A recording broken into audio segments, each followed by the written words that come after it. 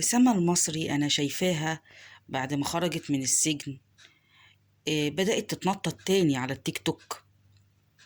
من الواضح إن السجن ما صلحش من حالها، زي ما طلعت في قناة على القنوات وقعدت بعد خروجها من السجن قعدت تعيط وتقول سامحوني وأنا ما كانش قصدي ومش هعمل كده تاني وتوبت وأنبت وقلنا خلاص عفى الله عما سلف، إن هي تقبت وبقت كويسة واختفت لها شوية ورجعت تاني على التيك توك، بقت أسخم من الأول.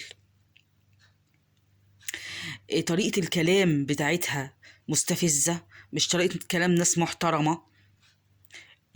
مياصة ودلع كده ماسخ، وبتستعرض بجسمها وبمؤخرتها بالذات، وبتخلي اللي بيصورها يصورها من عند مؤخرتها. ايه قلة الأدب دي؟ ده انت على كده بقى السجن بقى ما صلحش من حالك زي ما كنت بتقولي. لا ده انت شكلك مشتاقة للسجن تاني، او بقيتي رد سجون فاخدتي على السجون بقى. ايه اللي بتعمليه ده؟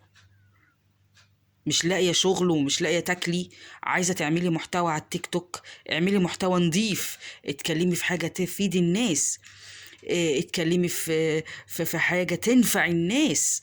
اكيد برضو هتلاقي متابعين ليكي، وخصوصا لو انت طلعتي بني ادمة محترمة هتلاقي معجبين بيكي، وهتلاقي ناس بيدعموكي اكتر من انك تطلعي اقذر من الاول.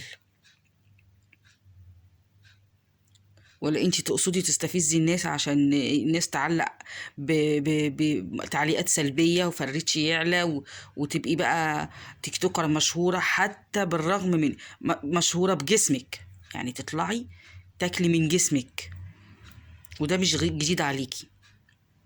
ده مش جديد عليكي، انت كنت بتطلعي تستفزي الناس بأحط وأسفل الأشياء.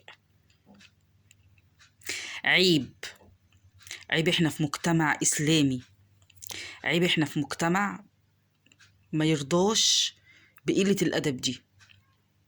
احنا بناتنا وأولادنا بيتفرجوا على التيك توك وبيتفرجوا على التليفونات، لما يشوفوا مناظر زي كده، يعني المناظر دي طبعا مش كويسة خالص، مش كويسة خالص. انت من الواضح ان انت عايزة يتعمل فيكي بلاغ تاني حلو كده من محامي شاطر على اللي انت بتعمليه. من الواضح انه ما بقاش فارق معاكي، عشان البني ادم اللي المفروض بيدخل السجن وبيتعظ خلاص بقى بيتعدل، ده لو بيتعظ. الواضح انك ما اتعظتيش ولا حاجه، غبتي لك حبه، اتسجنتي سنتين مش عارفه ولا 3 سنين، ورجعتي تاني، رجعتي تاني تتعاملي زي ما كنتي بتتعاملي الاول، وكنتي بتقاوحي ولا معرفش ايه ولا ايه ومش عايزه تعترفي انك انت بتقولي غلط وبتتعاملي غلط وبتتصرفي تصرفات غلط، لحد ما السجن عرفك انك اللي انت بتعمليه ده غلط. ومن الواضح ان انت رجعتي تاني.